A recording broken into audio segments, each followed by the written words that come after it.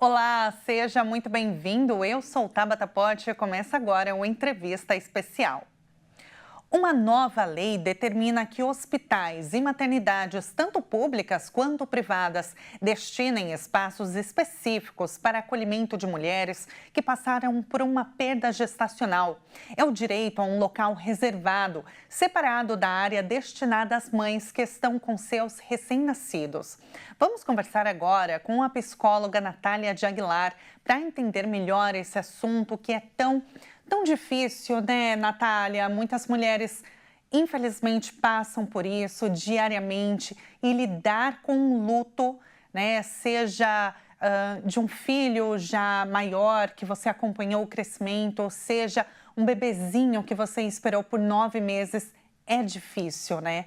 Como que era antes dessa lei? Como que era para as mulheres passarem antes por isso? Bom, primeiramente eu queria dar um oi para quem está nos assistindo, e dizer assim, né, que na verdade essa lei é uma lei que ela acabou de ser aprovada. Como que o Brasil, ele é um país que não existem muitos protocolos na acolhida do luto perinatal. Então, o conquistar essa lei no estado de São Paulo é uma lei estadual, tá? Da deputada Mônica Seixas, é a lei número 17.949, e ela foi aprovada recentemente lá na Câmara dos Deputados, na Alesp, aqui de São Paulo. Então, hoje, até então, né, até a criação da lei, todas as maternidades é uma ala única, né? Tanto para as mulheres que ganham os bebês, como para as mulheres que, infelizmente, passam pela perda gestacional ou pela perda neonatal. Eu acho que é importante a gente entender que a gente tem uma cultura de que as maternidades, elas são lugares onde se espera vida, né? Espera-se que os bebês nasçam com vida.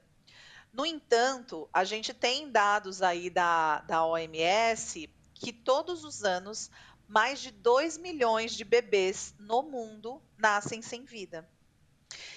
E aí a gente fica se perguntando assim, né? E geralmente esses movimentos vêm muito de mulheres que passam por essa falta de assistência, e isso é tão dolorido que muitas mulheres vão militar por esse direito, né? Por essa melhor assistência, porque a gente sabe que é possível, porque fora daqui do país já existem protocolos mais elaborados, né? Protocolos de acolhimento mais fundamentados aí nessa questão do luto, né? Do luto tanto da mãe como do luto familiar, né, que funcionam, protocolos que funcionam. Então a gente olha assim, né? Bom, dá para a gente trazer isso aqui para o nosso país também. Só que para que a gente possa trazer, a gente precisa ter um movimento de modificar essa forma de pensar que a maternidade é só o lugar onde se tem vida. Infelizmente, existem mulheres que vão parir os seus bebês sem vidas, ou que vão passar por uma perda gestacional e, enfim, vão precisar enfrentar aí um processo de luto.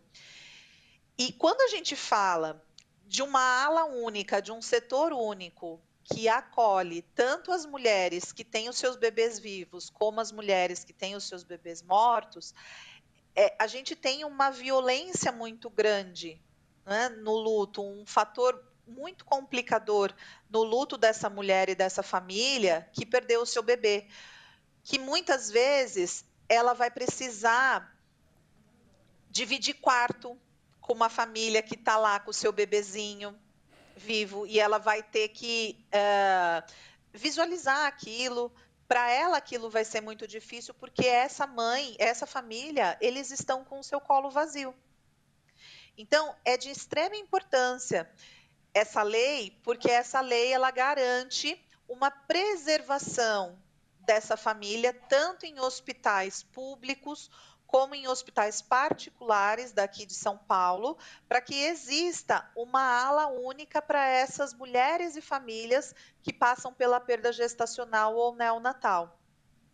Então, a gente precisou chegar a 2024, né, Natália, para só agora pensarem nesse tipo de medida, né? Porque imaginar essas mulheres sem os seus bebês, né? E ali ao lado de outras mulheres com seus familiares, compartilhando aquela alegria, né? E ela com aquela dor, realmente não dá para mensurar, né? É um sofrimento assim que realmente só as mulheres que passaram por isso sabem o que é Isso. passar por aquela violência, né? Aquele espaço que deveria ser de acolhimento e não era aquilo, mesmo que tivessem profissionais capacitados, com toda a atenção, com todo carinho, jeitinho para falar, mas ainda assim o espaço não trazia aquele acolhimento, né, completo.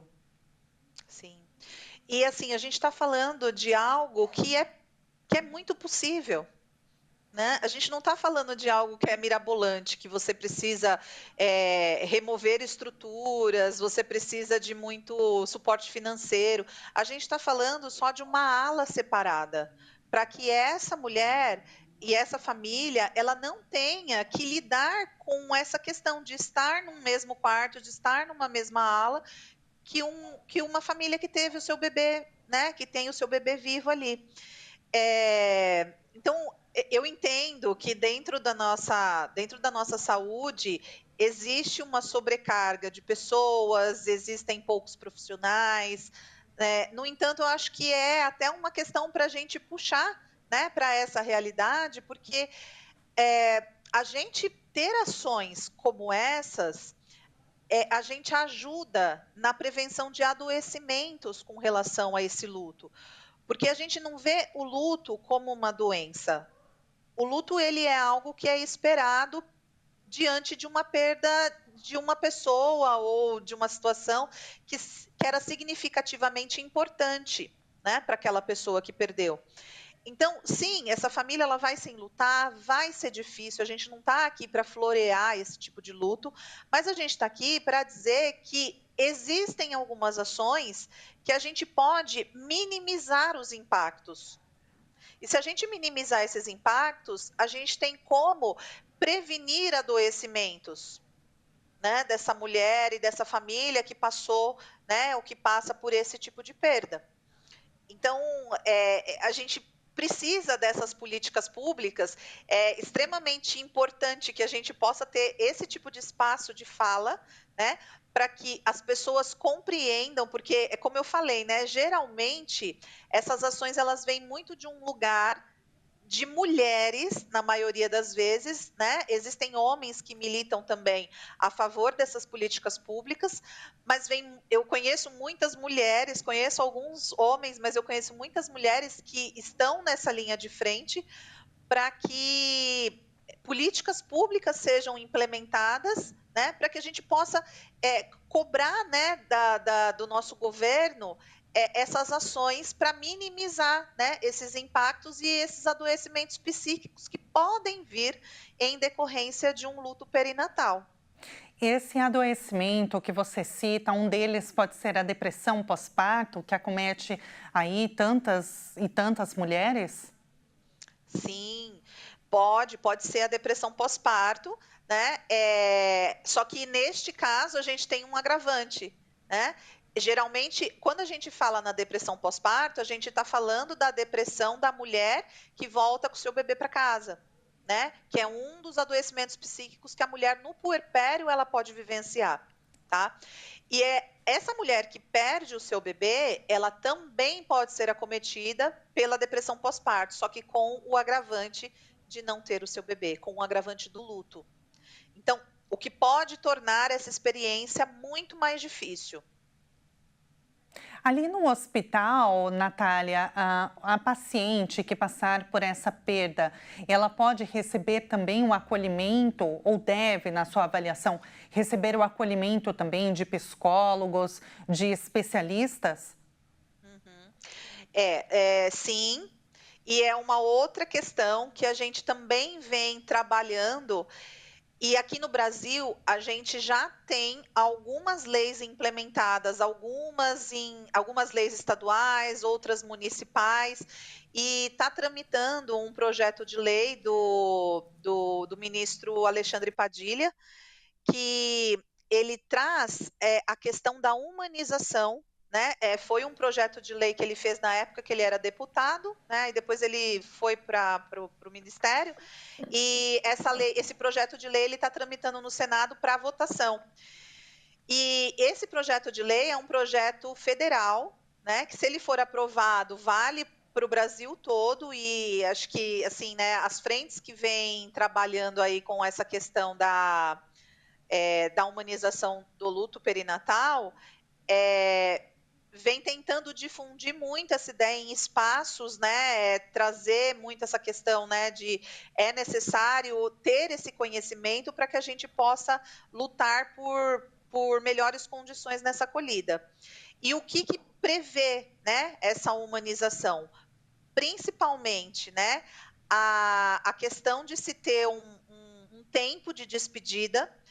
Então, do profissional de saúde, ele poder ofertar esse tempo de despedida, dar a possibilidade desses pais e dessas famílias, se eles quiserem se despedirem ali no hospital ainda do seu bebê, né? Então, pegar o seu bebê, trocar o seu bebê, tudo é assim, não é que é obrigatório o pai fazer isso, a mãe fazer isso, mas que é importante que os profissionais de saúde deem a possibilidade da pessoa, porque às vezes ela está tão atordoada que ela não considera a possibilidade de poder fazer isso, de poder ficar ali um pouquinho com o seu bebê, olhando para o rostinho dele, para se criar memórias. Outro, né, fator que é muito prejudicial na elaboração desse tipo de luto é a questão de não se ter memórias. Como o bebezinho ele morre muito cedo, é um contrassenso, né? Não é algo que é esperado, e a vida dele foi muito breve, ainda que tenha sido uma perda gestacional ou uma perda neonatal, ele viveu muito pouquinho tempo. Não foi possível, geralmente não é possível desses pais construírem memórias da vida desse bebê. Então, por exemplo, se você tem um tio, se você tem um pai, uma mãe que morre, você tem memórias porque você viveu uma vida toda com essa pessoa. No caso de um bebê, não. Essa vida ela é interrompida muito precocemente. Então, não se tem esse tipo de memórias. E nós, como profissionais de saúde, nós precisamos encorajar essa família na criação de memórias.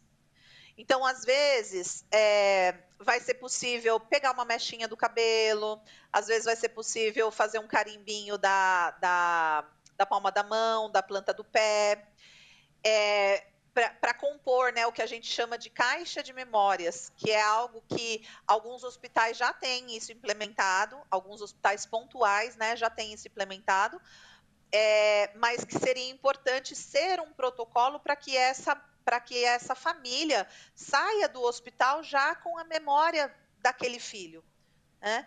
E além disso, os pais terem tempo para ficar com seu filho, trocar, preparar ele para o funeral. Hoje em dia a gente tem uma realidade que é assim, morre, logo tem que chamar a funerária para levar o corpo, para ir para o enterro, para o velório, e tudo precisa ser resolvido de uma maneira muito rápida, né? Só que quando a gente pensa na morte de um bebê recém-nascido ou numa perda gestacional ou neonatal, a gente tem que pensar que esses pais eles nunca mais vão ter possibilidade de criar essas memórias e que eles não tiveram essa vida para se criar isso.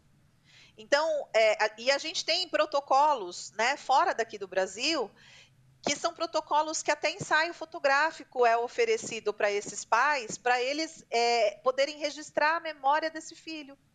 Né? Existem trabalhos que trabalham só com isso, com ensaio fotográfico, com newborn de bebês que faleceram.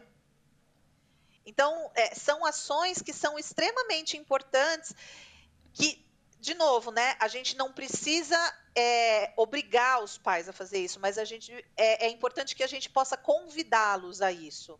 Oferecer. Convidá-los. Oferecer um suporte completo, né, Natália, que pense Isso. realmente na dor e na possibilidade de minimizar toda essa dor, né, de lidar de uma forma mais, digamos assim, leve, né, entre muitas aspas, claro, com essa dor. Natália, o nosso tempo, infelizmente, está acabando, mas olha, foi um prazer falar contigo, te ouvir, né? Ver que você realmente abraça essa causa, você luta por essas mulheres, pela superação, né? Porque realmente só as mulheres que passam por isso sabem o quanto é difícil. E claro, a gente se solidariza, né, e deixa todos os nossos sentimentos, porque realmente é uma dor que é imensurável. Natália, muito obrigada pela sua análise, por trazer essa explicação e que outros estados se espelhem e que a gente possa, então, abraçar essas mulheres com essa perda, né, do bebezinho. Muito obrigada, Natália. Eu que agradeço o espaço e fico aí à disposição para dúvidas, enfim. A gente se fala numa próxima. Muito obrigada. Obrigada. A gente acabou de conversar com a psicóloga Natália de Aguilar. E o Entrevista Especial fica por aqui, mas você pode conferir esse e outros programas no nosso canal no YouTube, Jornalismo Hit TV. Muito obrigada pela companhia e até a próxima. Tchau, tchau.